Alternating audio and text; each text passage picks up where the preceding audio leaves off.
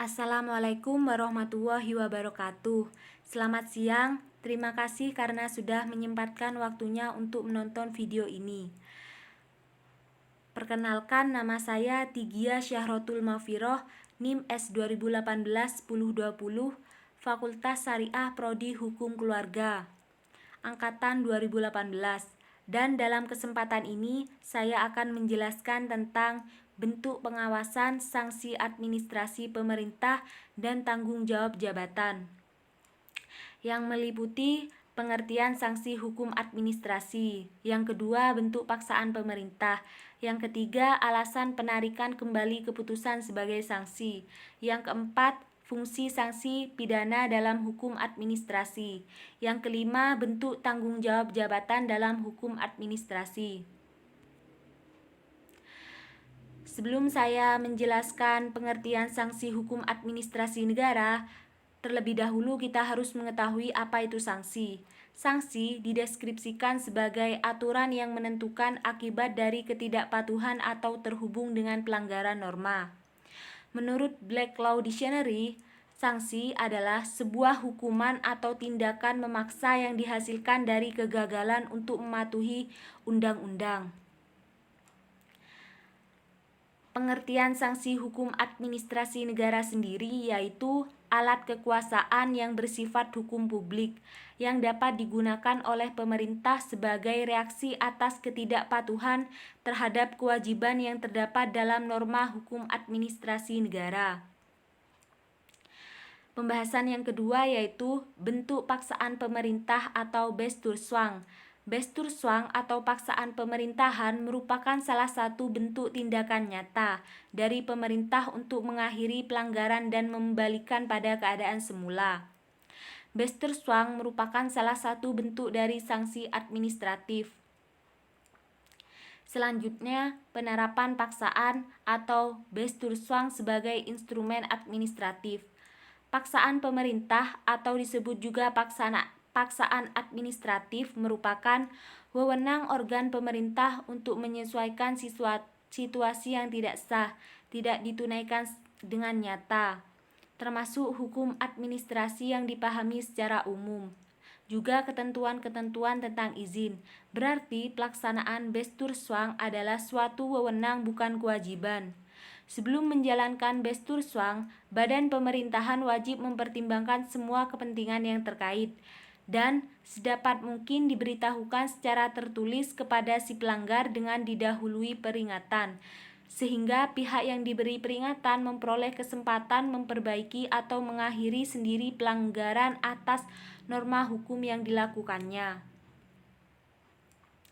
Selanjutnya, ada beberapa hal yang harus dipertimbangkan dalam menerapkan Bestuurswang, yaitu pro Bestuurswang dan kontra Bestuurswang. Pro Bestuurswang meliputi yang pertama kepentingan umum yang dirugikan oleh keadaan ilegal, misalnya pencemaran lingkungan. Yang kedua, kepentingan pencegahan atau pengelakan pengaruh presiden. Di sini harus diingat bahwa asas persamaan membawa serta tata usaha negara tidak membiarkan begitu saja perilaku seseorang bila ia tidak menghendakinya dari yang lain. Lagi pula, suatu presiden mempunyai daya pengaruh bagi para pelanggar dan pelanggaran-pelanggaran baru. Yang ketiga, kepentingan pihak ketiga atau biasanya bagi orang-orang yang diam di sekitarnya.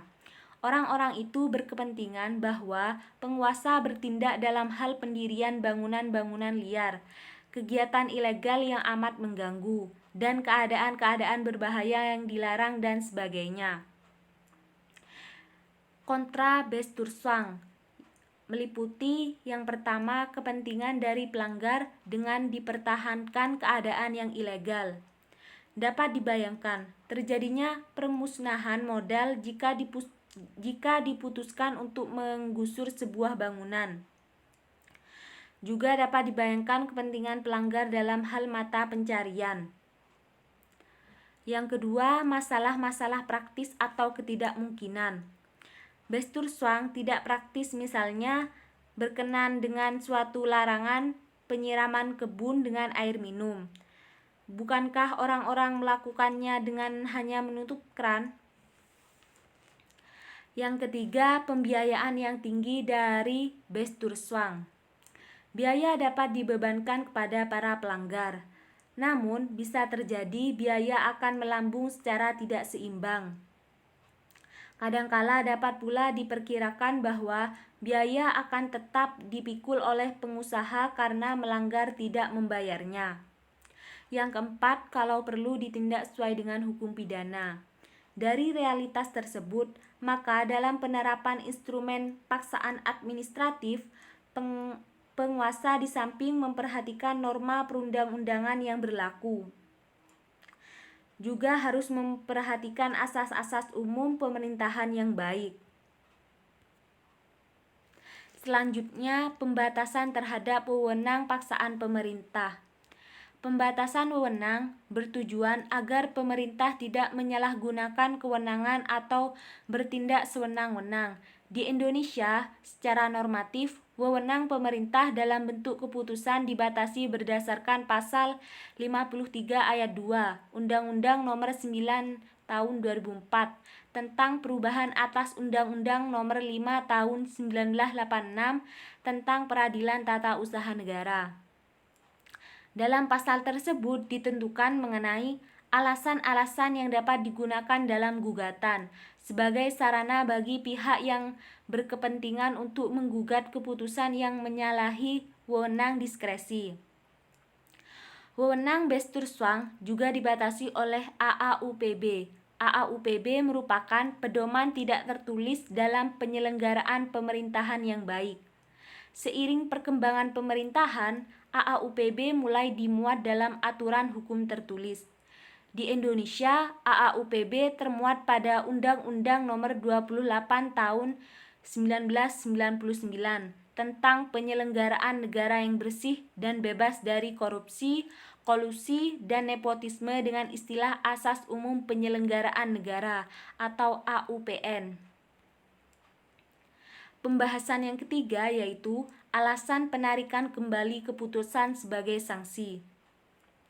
Penarikan kembali ketetapan tata usaha negara yang menguntungkan dilakukan dengan mengeluarkan suatu ketetapan baru yang isinya menarik kembali atau menyatakan tidak berlaku lagi ketetapan yang terdahulu. Penarikan kembali ketetapan ini menimbulkan persoalan yuridis karena di dalam HAN terdapat asas het vermoeden van remachtigheid atau presumptio justi causa, yaitu bahwa pada asasnya setiap ketetapan yang dikeluarkan oleh badan atau pejabat tata usaha negara dianggap benar dan menurut hukum. Sebab-sebab pencabutan ketetapan tata usaha negara sebagai sanksi ini terjadi meliputi jika yang berkepentingan tidak mematuhi pembatasan-pembatasan, syarat-syarat atau ketentuan peraturan perundang-undang yang dikaitkan pada izin, subsidi atau pembayaran. Pembahasan yang keempat yaitu fungsi sanksi pidana dalam hukum administrasi negara. Salah satu usaha penanggulangan kejahatan ialah dengan menggunakan hukum pidana dengan sanksinya yang berupa pidana. Tidaklah mengherankan apabila dalam setiap kebijakan perundang-undangan sanksi pidana selalu dicantumkan.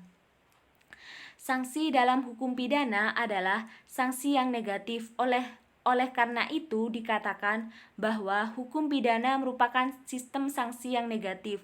Fungsi sanksi pidana dikatakan bersifat subsidiar karena sanksi pidana bukan hanya tidak enak dirasa pada waktu dijalani, tetapi setelah menjalaninya, orang yang dikenai sanksi masih merasakan akibat yang berupa cap oleh masyarakat bahwa ia pernah berbuat jahat. Peraturan yang mengancam terhadap suatu perbuatan dengan sanksi pidana hendaknya dicabut apabila tidak ada manfaatnya. Hal ini mengingat secara umum fungsi sanksi meliputi menggerakkan orang untuk mentaati hukum dan mencegah orang dari melanggarnya, mengembalikan tata keadilan sesudah hukum ditaati atau dilanggar. Untuk mengatur efektivitas sanksi pidana, maka perlu diperhitungkan beberapa faktor sebagai halnya dikemukakan oleh Sujono Sukanto, yaitu yang pertama karakteristik atau hakikatnya dari sanksi itu sendiri, yang kedua persepsi warga masyarakat dalam menanggung resiko. Yang ketiga, jangka waktu penerapan sanksi negatif itu.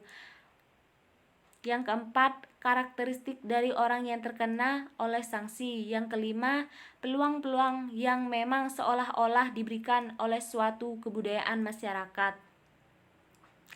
Pembahasan yang kelima yaitu bentuk tanggung jawab jabatan dalam hukum administrasi negara. Definisi jabatan dalam KKBI adalah pekerjaan atau tugas dalam pemerintahan atau organisasi. Jabatan adalah suatu lembaga dengan lingkup pekerjaan sendiri yang dibentuk untuk waktu lama dan kepadanya diberikan tugas dan wewenang. Berdasarkan ketentuan hukum, pejabat hanya menjalankan fungsi dan wewenang, karena pejabat tidak memiliki wewenang. Yang memiliki dan dilekati wewenang adalah jabatan. Dalam kaitan ini, Logman mengatakan bahwa berdasarkan hukum tata negara, jabatanlah yang dibebani dengan kewajiban, yang diberi wewenang untuk melakukan perbuatan hukum.